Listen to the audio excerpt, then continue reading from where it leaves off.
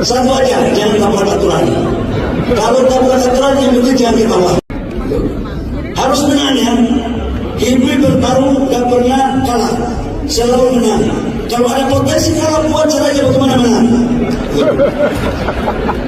Rumus HIPMI gak boleh kalah. Cara apapun lakukan yang penting menang. Satu aja, jangan tabrak aturan. Kalau tabrak aturan yang penting jangan dibawa. Rumus HIPMI gak boleh kalah. Cara apapun lakukan yang penting menang. Satu aja, jangan tabrak aturan. Kalau tabrak aturan yang penting jangan dibawa.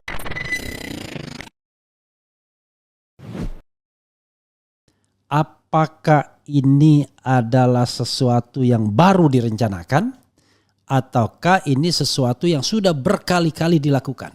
Ya, this is the point.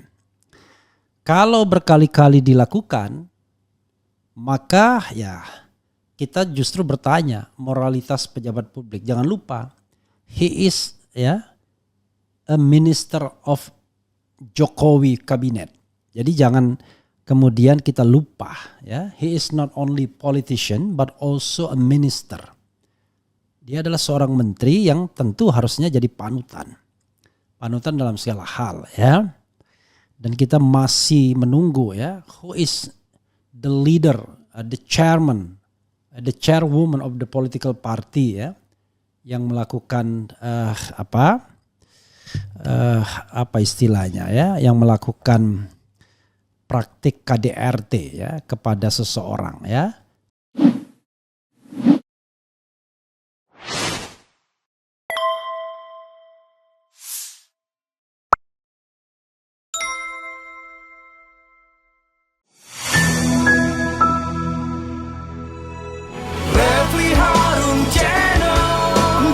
Basa-basi gak sekedar kritik sana sini. Refli Harun Channel, kritis tapi tidak apatis, oposisi tapi kasih solusi. Refli Harun Channel, selalu terdepan dalam ulasan, berita gak asal-asalan. Refli Harun Channel, setiap masalah diulas cerdas, ini channel memang keren cerdas. Subscribe, like, comment, and share. Assalamualaikum warahmatullahi wabarakatuh. Sobat RH sekalian, jumpa lagi kita di channel yang keren ini. Keren cadas. Ya sobat RH sekalian ya, sengaja saya pakai baju merah biar matching dengan topinya. Tapi bukan itu yang ingin saya sampaikan. Yang ingin saya sampaikan adalah pernyataan Bahlil mengenai tabrak aturan, dan kalau yang penting tidak ketahuan itu dibalas oleh Gunawan Muhammad dengan mengatakan NKRI jadi arena bandit. Ya, ada apa selanjutnya? Kita coba bacakan ya apa yang dikomentari Gunawan Muhammad dan kemudian apa yang dikatakan oleh Bahlil. Yang dikatakan oleh Bahlil itu tadi sudah ya, nanti kita akan bisa ulangi lagi. Tapi yang jelas sobat daerah sekalian, ini ada berita dari suara.com ya, seruan Bahlil Lahadalia ya, halalkan segala cara ke kader Golkar, Gunawan Muhammad .2 NKRI jadi arena bandit ya. Suara.com, budayawan Gunawan Muhammad alias GM turut menyinggung kata bandit saat menanggapi ucapan Ketua Umum Partai Golkar Bahlil Lahadalia yang menyerukan kepada para kader partainya untuk menghalalkan segala cara demi bisa memenangkan kontestasi politik. Ucapan Bahlil dalam sebuah cuplikan video diunggah ulang oleh GM lewat akun X pribadinya pada Senin hari ini ya. Berdasar narasi dalam video yang dibagikan oleh GM, Bahlil tampak sedang berpidato dalam acara konsolidasi tim pemenangan pasangan Ahmad Lutfi Taj Yasin di Pilkada Jawa Tengah, Jateng 2024 yang digelar di Sukoharjo pada Sabtu lalu. Dalam pidatonya Bahlil meminta agar para kader Golkar termasuk Himpunan Pengusaha Muda Indonesia HIPMI untuk bisa memenangkan Lutfi Yasin di Pilkada Jateng. Diketahui sebelum meraih jabatan sebagai ketum Partai Golkar, Bahlil pernah menjadi Ketua Umum BPP HIPMI periode 2015-2019 di mana dia bawa HIPMI ke Jokowi ya. Harus menang ya, tunjuk Bahlil di depan para kader Partai Golkar. HIPMI terbaru nggak pernah kalah, selalu menang, luar biasa sambungnya. Bahlil turut melegalkan segala cara agar menang dalam kontestasi politik. Bahkan pria yang kini menjabat sebagai Menteri Energi dan Sumber Daya Mineral ESDM itu menyarankan agar pintar-pintar agar tidak menabrak aturan. Kalau ada potensi kalah, caranya gimana menang? Rumus HIPMI nggak boleh kalah. Cara apapun lakukan, yang penting menang, ujarnya. Setuju aja, jangan tabrak aturan. Kalau tabrak aturan yang penting jangan ketahuan, imbuhnya. Terkait video Bahlil yang diunggahnya, GM pun memberikan komentar yang menohok dengan menyebut kata bandit. Menurutnya, ucapan Bahlil yang meminta agar kadernya menggunakan segala cara bisa merusak demokrasi. Bahlil menganjurkan politik tujuan menghalalkan cara. Jika inilah pedoman bekerja dalam politik, demokrasi akan jadi persaingan yang brutal. Dan NKRI jadi arena bandit, cuit GM dikutip suara.com hari ini. Unggahan GM pun ramai turut disorot oleh netizen. Rata-rata netizen ikut murka soal video Bahlil yang menyerukan agar menggunakan segala cara kepada para kader Golkar. Alasannya karena seruan yang disampaikan Bahlil dalam cuplikan video tersebut dianggap berbahaya. Bahkan ada yang turut menyinggung nama Mulyono, panggilan masa kecil Presiden Jokowi, terkait video Bahlil. Jelas sekali berbahaya cara-cara si Bahlil, tulis salah satu netizen. Politikus bandit, geram yang lain. Hasil didikan Mulyono, celetuk netizen lainnya. Preman itu tambah yang lain lagi. Ya sahabat era sekalian. Begitulah sobat era sekalian ya. Ini hal yang tentu nggak bisa ditolerir ya. Cara-cara berpolitik menghalalkan segala cara. Pertanyaannya adalah apakah ini adalah sesuatu yang baru direncanakan ataukah ini sesuatu yang sudah berkali-kali dilakukan? Ya, this is the point. Kalau berkali-kali dilakukan, maka ya kita justru bertanya moralitas pejabat publik. Jangan lupa, he is ya a minister of Jokowi kabinet. Jadi jangan kemudian kita lupa ya, he is not only politician but also a minister. Dia adalah seorang menteri yang tentu harusnya jadi panutan. Panutan dalam segala hal ya. Dan kita masih menunggu ya, who is the leader, the chairman, the chairwoman of the political party ya, yang melakukan apa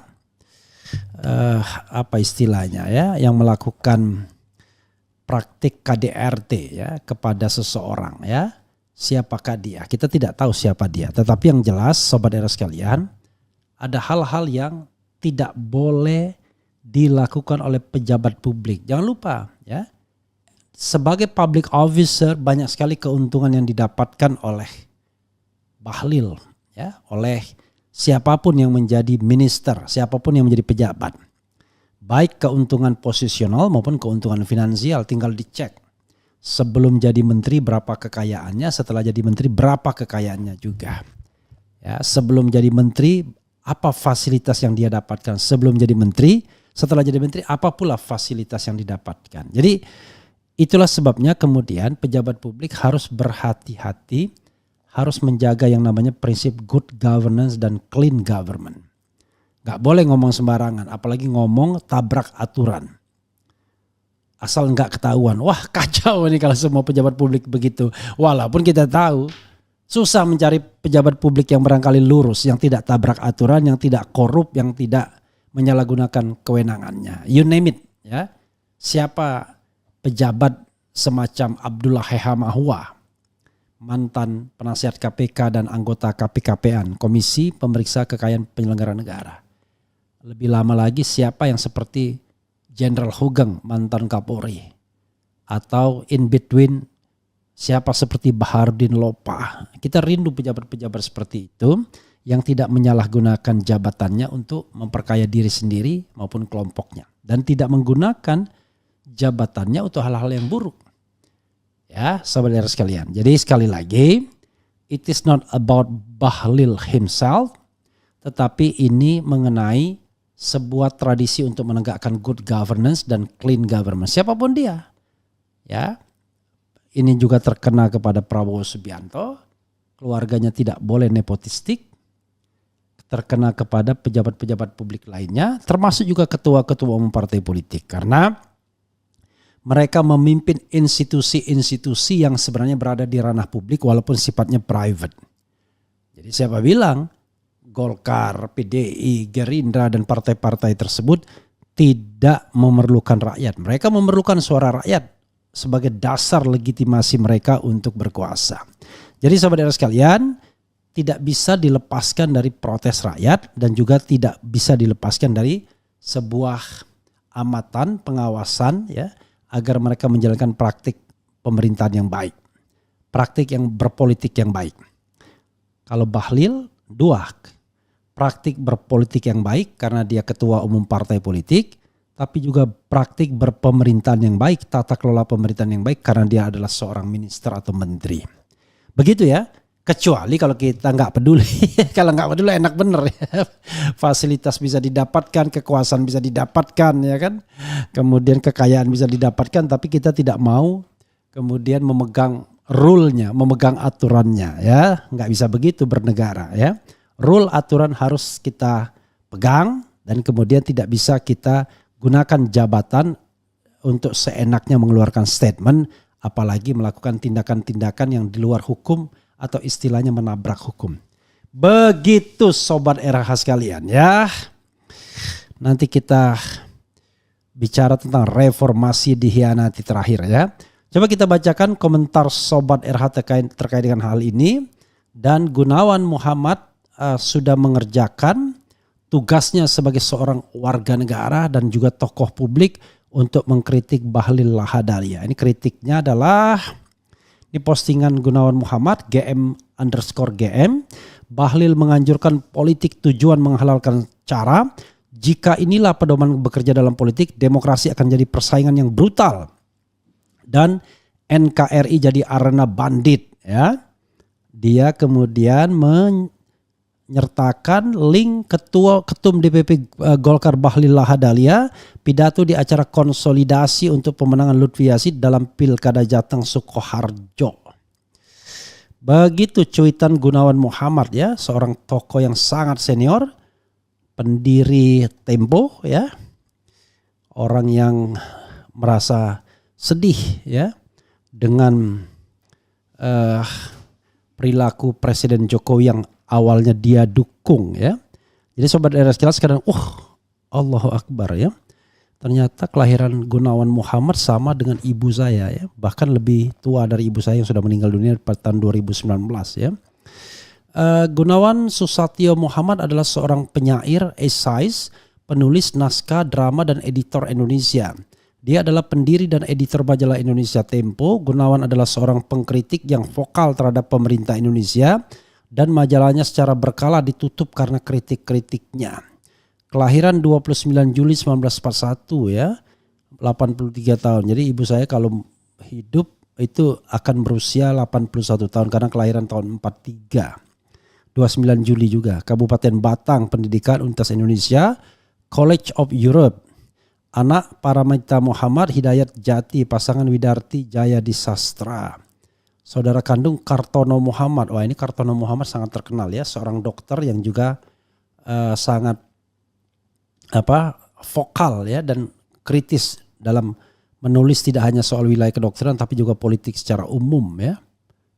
Is it ya, karakter Muhammad benar ya. Penghargaan CPJ International Press Freedom Award 1998, International of the Year Award 1999.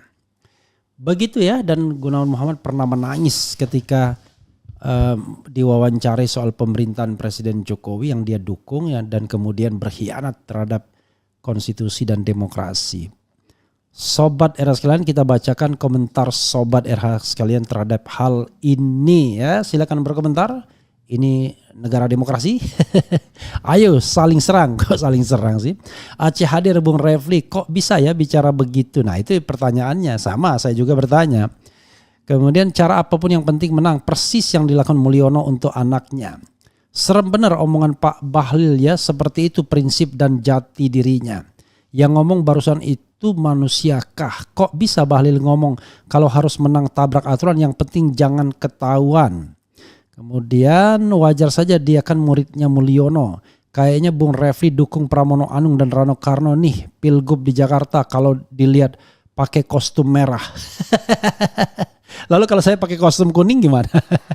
Kan sebelumnya nggak pakai kostum kuning ya. Saya pakai kostum merah biar menghargai pemberian topi dari teman dari Amerika Serikat ya. Jadi biar matching kostumnya. Mulyono dan Dynasty wajib diadili. Assalamualaikum Bung RH, Kutai Kertanegara hadir. Salam akal sehat ya. Salam juga dan lihat-lihat bagaimana perkembangan ibu kota karena dekat ya. Adu domba selalu tidak baik untuk umat Islam. Kok adu domba sih? Orang kalau kurang kerjaan maupun kor-kor selalu ngawur ya. Seperti inilah orangnya. Kemudian berguru sama suhunya. Semoga aib para penguasa hitam dibuka semua oleh Allah Subhanahu wa taala supaya negara kita dipimpin orang-orang yang bersih dan amanah. Memang Bahlil ini lagaknya seperti preman pasar, semua oposisi dianggap hama buatnya. Apa jangan-jangan preman-preman yang membubarkan acara kemarin adalah atas ide beliau? Wallahu alam ya, wallahu alam juga saya nggak bisa mengatakan demikian ya. Walaupun preman itu hadir di acara Golkar, tapi kita tidak bisa langsung menyamakan begitu saja. Kemudian memangnya kalian percaya mereka menang 58%? Ya itu juga my question ya. Jujur dari semua pejabat di negeri ini paling memuakkan lihat muka oke. Bahlil anak didiknya si Mulyono ya. Not only that ya. Kita harus juga kaitkan misalnya kalau kita bicara tentang audit ya. Audit pasca tidak lagi menjabat ya. Kita harus lihat misalnya apakah kekayaan pejabat publik itu wajar atau tidak wajar ya. Jangan sampai kemudian ada prinsip negara ini rusak serusak-rusaknya. Dan kalau kita tidak ikut rusak atau kita tidak ikut main, maka orang lain yang ambil. Waduh, parah ya. Karena ada yang ngomong begitu konon ya. Gaya preman harus dihilangkan, Pak Owo tes dulu kejiwaannya sebelum jadi menteri. Nah ini yang menjadi permasalahan ya. Halo Pak Prabowo ya, Anda menginginkan memberantas korupsi berarti Anda ingin menegakkan good governance dan clean government. Tidak hanya korupsi yang harus Anda berantas tapi juga KKN, korupsi, kolusi dan nepotisme. Ya. B adalah salah seorang menteri yang konon dititipkan oleh Mr. J untuk dijadikan menteri Anda Prabowo Subianto. Kalau memang Anda mengangkatnya, apa enggak salah tuh? Kalau kita kaitkan dengan kita ingin menegakkan yang namanya good governance, clean government, tata kelola pemerintahan yang baik. Anda memang tidak bilang tentang tata kelola pemerintahan yang baik. Tapi Anda bilang memberantas korupsi. Tapi memberantas korupsi itu artinya menegakkan tata kelola pemerintahan yang baik. Baik dari sisi prevention maupun law enforcement. Karena itu ya appeal saya ya janganlah angkat pejabat-pejabat bermasalah. Not only Mr. B tapi everybody. Misalnya Anda sudah mengindikasikan bahwa ketua umum partai politik ini bermasalah. Ya jangan diangkat. Atau pejabat itu di masa lalu bermasalah. Ya jangan diangkat. Kecuali Anda juga tersandra. Nah kalau Anda juga tersandra wallahu alam ya. Kita sedih mendengarnya ada Presiden Republik Indonesia yang tersandra. Mudah-mudahan tidak ya. Saya selalu doakan mudah-mudahan Anda menjadi ratu adil bagi rakyat Indonesia. Dan tidak mengangkat orang-orang bermasalah di kabinet Anda. Whoever ya. And then don't worry about kritikus like me. Karena critical person like me itu ya tidak akan juga asking ya things from you. Jadi santai ya. Begitu sobat era sekalian ya. Oke. Kemudian semoga sehat selalu Bang Refli. Untuk saya tidak pernah memilih Mulyono dari awal sampai saat ini. Saya tidak melihat kepolosan orang, yang saya lihat cara berpikir seseorang. Bagus kalau begitu ya. Anda jauh lebih baik dari saya berarti. Tapi pada 2014 kan nggak ada pilihan ya. Saya tidak menganggap juga Prabowo Subianto adalah pilihan yang baik. secara dia adalah putra Orde Baru dan tidak mengakui reformasi sebagai anugerah, ya. Malah dianggap masalah katanya. Bagaimanapun saya tidak ingin balik kepada era Orde Baru, ya. Mau di apapun. Karena saya menganggap bahwa era reformasi ini much better dibandingkan era Orde Baru dalam hal kebebasan sipil dan politiknya. Kebebasan berpendapat, bersuara. Kalau di era Orde Baru nggak bisa kita mengkritik begini. Walaupun ini pun belum tentu lebih baik juga dibandingkan era-era awal, ya. Karena Presiden Jokowi justru membuat deposit demokrasi itu turun terus, tabungan demokrasi, ya. Demokrasi tidak berkembang secara baik di masa pemerintahan Jokowi, justru menjadi hal yang regresif. Korupsi yang berkembang baik, kolusi yang berkembang baik, nepotisme yang berkembang baik, ya. Kemudian Pak Prabowo harus ingat perjuangan rakyat membela Pak Prabowo di tahun 2014 sampai mengorbankan nyawa di MK kalau tidak serius memimpin negara ini, apalagi kalau Gibran tidak diganti. Selamat malam Bang RH, teruslah bersuara kritis karena situasi demokrasi saat ini benar-benar sudah sangat membahayakan. Bantu doanya Taufik, ya. Bantu juga bergeraknya, ya. Pengertiannya adalah Anda harus menjadi bagian dari gelombang untuk memperbaiki masyarakat, ya. Negara dan bangsa telah dihancurkan oleh Mulyono, sekarang Wowo dan Anies akan dijadikan penerus kehancuran Mulyono selanjutnya. Politik sekarang kejam and sadis, mudah-mudahan tidak, ya. Saya nggak bisa nerima PS dengan dua alasan, peristiwa 98 dan titisan Orba, ini yang ditumpas Orde Reform, ya. Oke, saya juga begitu, ya. Kemudian Bang Refli, sehat selalu, bagaimana caranya agar biar Gibran mau mengakui akun Fufu Fafanya? Nggak usah dipaksa mengakui. Yang paling penting adalah MPR tidak melantiknya sebagai wakil presiden karena tidak lagi memenuhi syarat. Itu yang paling penting, the most important thing, ya. Ya, itu saja sobat sekalian, mudah-mudahan ini memberikan pembelajaran bagi kita semua dan dengarkan, reformasi dikhianati karena muncul pejabat-pejabat publik yang justru mengkhianati reformasi. Wassalamualaikum warahmatullahi wabarakatuh. Keren, cadas, cia.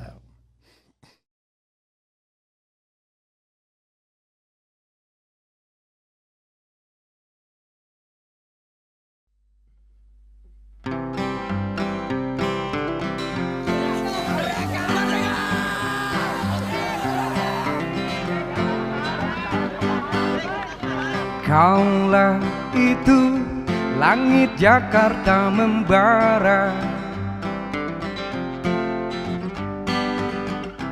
ribuan mahasiswa tumpah ruah, melakukan aksi hingga malam dan pagi, menuntut satu kata, reformasi. Ke gedung-gedung wakil-wakil mereka, tak kenal lelah walau tanpa senjata, hanya berbekal mimpi tentang Indonesia yang aman, adil dan sejahtera. Tapi kini reformasi telah dikhianati, demokrasi sudah mati. Wow, di gedung-gedung korupsi makin canggih, pejabat-pejabat sudah tak ada hati.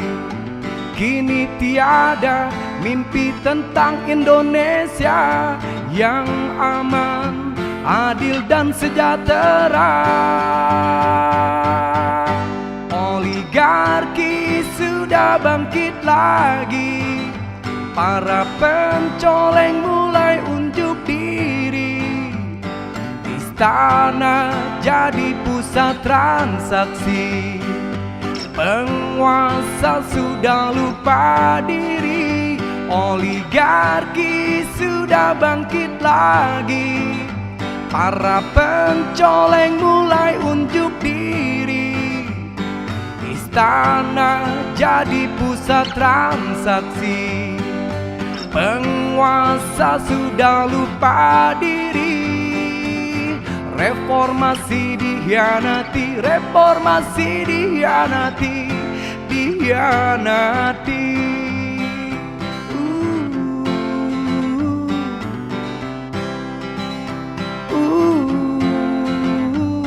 Di gedung-gedung korupsi makin canggih, pejabat-pejabat sudah tak ada hati. Kini tiada mimpi tentang Indonesia yang aman, adil dan sejahtera.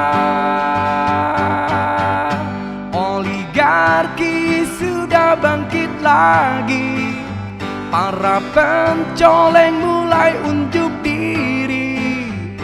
Istana jadi pusat transaksi, penguasa sudah lupa diri. Oligarki sudah bangkit lagi, para pencoleng mulai unjuk diri. Istana jadi pusat transaksi, penguasa sudah lupa diri.